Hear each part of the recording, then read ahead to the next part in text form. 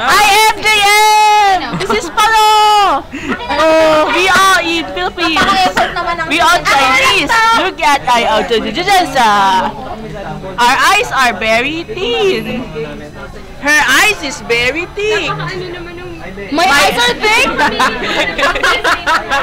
Thick? No, she said her eyes are very thick. Wow, I am Chinese. I will teach you how to doggy. Ow, ow.